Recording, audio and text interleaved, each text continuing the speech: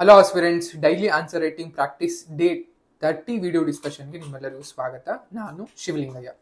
So ನಿಮಗೆ day 30 ಒಂದು ಕೊಟ್ಟಿದ್ದಂತಹ ಪ್ರಶ್ನೆ ಬಂದು, to what extent can we consider the Harappan civilisation to be a precursors to the development of Indian civilisation, critically assess ಅಂತ ಇದೆ. So ಅಂದ್ರೆ ಹರಪ್ಪನ್ ನಾಗರಿಕತೆಯನ್ನ ನಾವು ಭಾರತೀಯ ನಾಗರಿಕತೆಯ ಬೆಳವಣಿಗೆಯ ಒಂದು ಪೂರ್ವಭಾವಿ ಎಂದು ಎಷ್ಟು ಮಟ್ಟಿಗೆ ಅಥವಾ ಎಷ್ಟರ ಮಟ್ಟಿಗೆ ಪರಿಗಣಿಸಬಹುದು, ವಿಮರ್ಶಾತ್ಮಕವಾಗಿ ಮೌಲ್ಯಮಾಪನ ಮಾಡಿ ಅನ್ನೋ ರೀತಿಯಲ್ಲಿ ಪ್ರಶ್ನೆಯನ್ನ ಕೇಳಲಾಗಿದೆ. ಪ್ರಶ್ನೆನ ಮೊದಲಿಗೆ ಅರ್ಥ ಮಾಡ್ಕೋಬೇಕಾಗಿದೆ. ಏನಿದು? ಸೊ ಪ್ರಿಕರ್ಸರರ್ ಅಂತ ಇದೆ. ಸೊ ಏನಿದೆ ಹಂಗಂದ್ರೆ, ಅಥವಾ ಪೂರ್ವಭಾವಿ ಅಂತ ಕರ್ಕೊಂಡಿದೀವಿ. ಏನು ಹಂಗಿದ್ರೆ ಯೂಶಲಿ ನೋಡೋದಾದ್ರೆ ನಾವೇನು ಹರಪ್ಪನ್ ನಾಗರಿಕತೆ ಅಂತ ಕರಿತೀವಿ, ನಮ್ಗೆ ಎಲ್ಲದಕ್ಕೂ ಅಂದ್ರೆ ಭಾರತದ ಒಂದು ನಾಗರಿಕತೆಗೆ ಮೂಲ ಅಂತ ಕನ್ಸಿಡರ್ ಮಾಡ್ಕೋತೀವಿ. ಅಂದ್ರೆ ಮೊದಲಿಗೆ ನಾಗರಿಕತೆಗಳು ಶುರು ಆಗುವಂಥದ್ದು ನಮ್ಗೆ ಹರಪ್ಪನ್ ನಾಗರಿಕತೆ ಅಂದ್ರೆ ಭಾರತದ ಒಂದು ಉಪಖಂಡಕ್ಕೆ ತೆಗೆದುಕೊಂಡಾಗ, ಅದು ಸಬ್ ಕಾಂಟಿನೆಂಟ್ಗೆ ತೆಗೆದುಕೊಂಡಾಗ ನಮ್ಗೆ ಹರಪ್ಪನ್ ನಾಗರಿಕತೆಗೆ ಈಗ ತಿಳಿದಿರುವಂತಹ ಪುರಾತನವಾದಂತಹ ಒಂದು ನಾಗರಿಕತೆ ಆಗಿದೆ. ಆ ನಂತರದಲ್ಲಿ ಆರ್ಯನ್ನರ ಆಗಮನ ಅಂತ ಕರಿತೀವಿ, ಅಥವಾ ಆರ್ಯನ್ನರ ಆಗಮದ ನಂತರದ ಕಾಲದನ್ನ ನಾವು ವೇದಿಕ್ ಪೀರಿಯಡ್ ಅಥವಾ ವೇದಗಳ ಕಾಲ ಅಥವಾ ವೇದಗಳ ಉಗಮ ಅಂತ ಕರಿತೀವಿ. ಆ ನಂತರದಲ್ಲಿ ವೇದಗಳ ನಂತರದ ಕಾಲ ಅಂತ ಕರಿತೀವಿ. ಆ ನಂತರದಲ್ಲಿ ನಿಮಗೆ ಮೌರ್ಯರಾಗಿರ್ಬೋದು ಅಥವಾ ಗುಪ್ತರಾಗಿರ್ಬೋದು, ಈ ರೀತಿಯಾಗಿ ಏನ್ಷಿಯಂಟ್ ಇಂಡಿಯಾ ತನ್ನದೇ ಆದಂತಹ ಒಂದು ಗುಪ್ತರ ಜೊತೆಗೆ ಈ ಗುಪ್ತರ ಜೊತೆಗೆ ಬೌದ್ಧಿಸಮು, ಜೈನಿಸಮು ಅಥವಾ ಈ ರೀತಿಯಾದಂತಹ ಅಜೀವಿಕಾಸು ಎಲ್ಲರೂ ಕೂಡ ನಮಗೆ ಬರ್ತಾ ಇದನ್ನ ನಾವು ಭಾರತದ ಒಂದು ಸಂಸ್ಕೃತಿ ಅಥವಾ ನಾಗರಿಕತೆ ಅಂತ ಕರ್ಕೊಳ್ಳೋದಾದ್ರೆ, ಇವೆಲ್ಲದಕ್ಕೂ ಮೂಲವಾಗಿ ಪೂರ್ವಭಾವಿಯಾಗಿ ನಮಗೆ ಹರಪ್ಪನ್ ಸಿವಿಲೈಸೇಷನ್ ಅಥವಾ ಸಿಂಧೂ ನಾಗರಿಕತೆ ನಮಗೆ ಮೂಲ ಪೂರ್ವಭಾವಿಯಾಗಿದೆಯಾ ಅನ್ನೋ ರೀತಿಯ ಕ್ವಶನ್ ಅನ್ನ ಕೇಳಿದ್ದೇನೆ. ನೀವು ಇದನ್ನ ಎಸ್ ಅಂತನಾದ್ರೂ ಬರೀಬಹುದು, ನೋ ಅಂತನಾದ್ರೂ ಬರೀಬಹುದು. ಬಟ್ ಎಸ್ ಅಂತ ಬರೋದ್ರೆ ಹೌದು ಅನ್ನೋದಾದ್ರೆ, ಏನಕ್ಕೆ ನಾವು ಈ ಹರಪ್ಪನ್ ನಾಗರಿಕತೆಯನ್ನ ಪೂರ್ವಭಾವಿ ಅಥವಾ ಪೂರ್ವಭಾವಿ ಅಂತ ಯಾಕೆ ಕರೀತೀವಿ ಅನ್ನೋ ರೀತಿಯಲ್ಲಿ ಒಂದಷ್ಟು ನೀವು ಲಿಸ್ಟ್ ಅನ್ನ ಕೊಡಬೇಕಾಗತ್ತೆ. ಅಂದ್ರೆ ಅಲ್ಲಿ ಪಾಯಿಂಟ್ಸ್ ಗಳನ್ನ ಪಾಯಿಂಟ್ ಔಟ್ ಮಾಡ್ಬೇಕಾಗತ್ತೆ.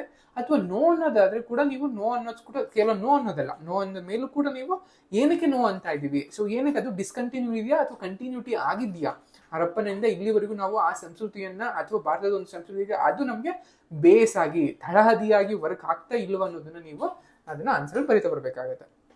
ಸೊ ಇಂಟ್ರೊಡಕ್ಷನ್ ಅಲ್ಲಿ ಹರಪ್ಪನ್ ನಾಗರಿಕತೆ ಬಗ್ಗೆ ನೀವು ಇಂಟ್ರೊಡಕ್ಷನ್ ಪಾರ್ಟ್ ನ ಕೊಡ್ತೀರಾ.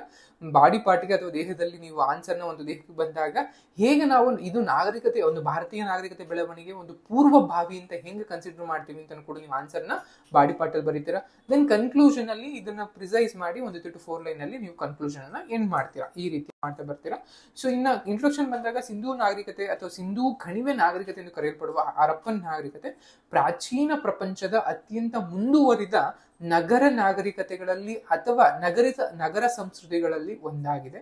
ಅದರ ಅತ್ಯಾಧುನಿಕ ನಗರ ಯೋಜನೆ, ಸುಧಾರಿತವಾದಂತಹ ಒಳಚರಂಡಿ ವ್ಯವಸ್ಥೆಗಳು, ತೂಕ ಮತ್ತು ಅಳತೆಗಳಲ್ಲಿನ ಪ್ರಮಾಣೀಕರಣ ಮತ್ತು ವ್ಯಾಪಕವಾದಂತಹ ವ್ಯಾಪಾರ ಜಾಲಗಳೊಂದಿಗೆ ಹರಪ್ಪನ್ ನಾಗರಿಕತೆಯು ನಾಗರಿಕತೆಯ ಇತಿಹಾಸದಲ್ಲಿ ಒಂದು ಮಹತ್ವದ ಅಧ್ಯಾಯವನ್ನ ಪ್ರತಿನಿಧಿಸುತ್ತದೆ. ಈ ರೀತಿಯಾಗಿ ಬರೆದ್ರೆ ಇದು ಬೆಸ್ಟ್ ಅನ್ನೋ ರೀತಿಯಲ್ಲಿ ಇರುತ್ತೆ. ಇದ್ರ ಜೊತೆಗೆ ಪ್ರಾಚೀನ ಭಾರತದ ಒಂದು ಸಾಂಸ್ಕೃತಿಕ, ತಾಂತ್ರಿಕ ಮತ್ತು ಸಾಮಾಜಿಕ ರಚನೆಗೆ ಹರಪ್ಪನರು ಗಣನೀಯವಾಗಿ ಕೊಡುಗೆಯನ್ನು ನೀಡಿದ್ದಾರೆ. ಹರಪ್ಪ ಮತ್ತು ನಂತರದ ಭಾರತೀಯ ನಾಗರಿಕತೆಗಳ ನಡುವಿನ ಸಂಪರ್ಕವು ವೈದಿಕ ಅವಧಿಯಂತಹ ಸಂಕೀರ್ಣ ಮತ್ತು ಚರ್ಚೆಯಾಗಿ ಉಳಿದಿದೆ ಅನ್ನೋ ಬರ್ತೀರ. ದೆನ್ ಹೇಗೆ ಇದು ಒಂದು ಪೂರ್ವಗಾಮಿಯಾಗಿತ್ತು ಅನ್ನೋ ರೀತಿಯಲ್ಲಿ, ಅಂದ್ರೆ ಹೇಗೆ ನಾವು ಹರಪ್ಪನ್ ನಾಗರಿಕತೆಗಳನ್ನ ನಾವು ಮುಂದಿನ ತಲೆಮಾರುಗಳಲ್ಲಿ ಅಥವಾ ಮುಂದಿನ ನಾಗರಿಕತೆಗಳಲ್ಲಿ ಅಥವಾ ಮುಂದಿನ ಒಂದು ಸಾಮ್ರಾಜ್ಯಗಳಲ್ಲಿ ನಾವು ಕಾಣಬಹುದು ಅನ್ನೋದನ್ನ ನೀವು ಇಲ್ಲಿ ಆನ್ಸರ್ನ ಬರಿತಾ ಹೋಗ್ತಾ ಇದೀವಿ.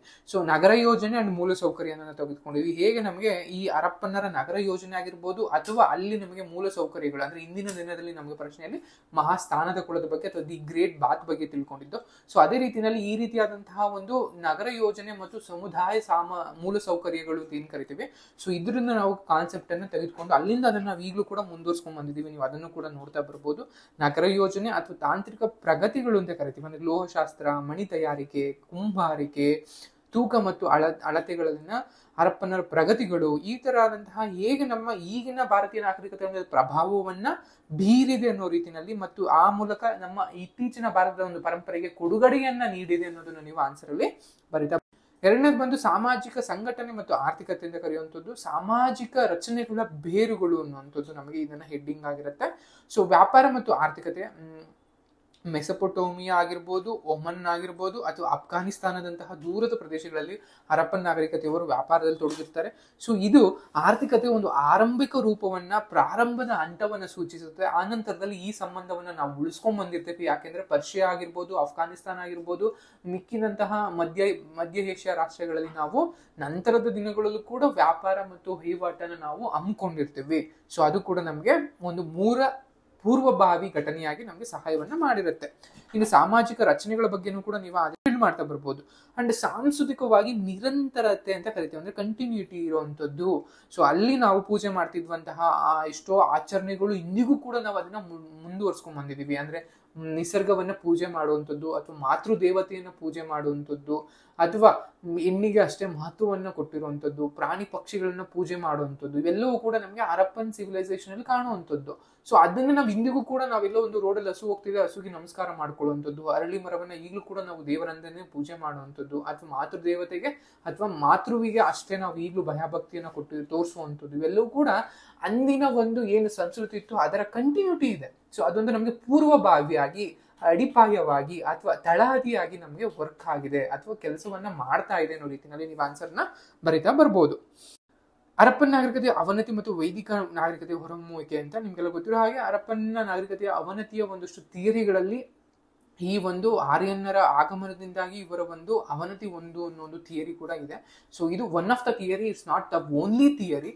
ಸೊ ಅದರಿಂದಾಗಿ ಈ ರೀತಿಯಾಗಿ ನೀವು ಆನ್ಸರ್ನ ಬಿಟ್ಕೊಂಡು like answer. Then conclusion part ಬಂದಾಗ ಹೇಗೆ ನಮಗೆ ಹಲವು ಅಂಶಗಳಿಗೆ ಅಡಿಪಾಯವನ್ನು ಹಾಕಿದ್ದರೂ ಕೂಡ ಆಧುನಿಕ ಹಂತದಲ್ಲಿ ಅದರ ನೇರ ಪೂರ್ವಗಾಮಿಯಾಗಿ ನೋಡಲಾಗುವುದಿಲ್ಲ. ಹರಪ್ಪನವರು ಆರಂಭಿಕವಾದಂತಹ ನಗರೀಕರಣ, ಸಾಮಾಜಿಕ ಸಂಘಟನೆ ಮತ್ತು ಸಾಂಸ್ಕೃತಿಕ ಸಂಪ್ರದಾಯಗಳಿಗೆ ಕೊಡುಗೆಯನ್ನ ನೀಡಿದರು. ಆದರೆ ವೈದಿಕ ಸಂಸ್ಕೃತಿಯ ಉದಯವು ಧಾರ್ಮಿಕ, ಭಾಷಿಕ ಮತ್ತು ಸಾಮಾಜಿಕ ರಚನೆಗಳಲ್ಲಿ ಗಮನಾರ್ಹವಾದಂತಹ ಬದಲಾವಣೆಗಳನ್ನ ಗುರುತಿಸಿತ್ತು ಅಂತ ಹೇಳ್ತಾ ನೀವು ಇನ್ನೊಂದಿಷ್ಟು ಆನ್ಸರ್ನ ಬಿಲ್ಡ್ ಮಾಡ್ತಾ ಇಂಗ್ಲಿಷ್ ಮೀಡಿಯಂ ಅಲ್ಲಿ ಬರೆಯುವಂತಹ ಮಕ್ಕಳಿಗೆ ಹರಪ್ಪನ್ ಸಿವಿಲೈಸೇಷನ್ ಬಗ್ಗೆ ಇಂಟ್ರೊಡಕ್ಷನ್ ಪಾರ್ಟ್ ಅನ್ನು ಕೊಟ್ಟಿದ್ದೀವಿ. ಅರ್ಬನ್ ಪ್ಲಾನಿಂಗ್ ಅಂಡ್ ಇನ್ಫ್ರಾಸ್ಟ್ರಕ್ಚರ್ ನಲ್ಲಿ as a precursors to the Indian cities ಅನ್ನುವಂತ social organisation and economy, cultural continue, decline of the Harappan civilisation and the emergence of Vedic ಅಂತ ಕೊಟ್ಟಿದ್ದೀವಿ. ದೆನ್ ಕನ್ಕ್ಲೂಷನ್ ಪಾರ್ಟ್ ಈ 30ಯ ಅಂದ್ರೆ ದಿನ 30ನೇ ದಿನದ ಒಂದು ವಿಡಿಯೋ ಡಿಸ್ಕಷನ್ ಆಗಿರುತ್ತೆ. Thank you.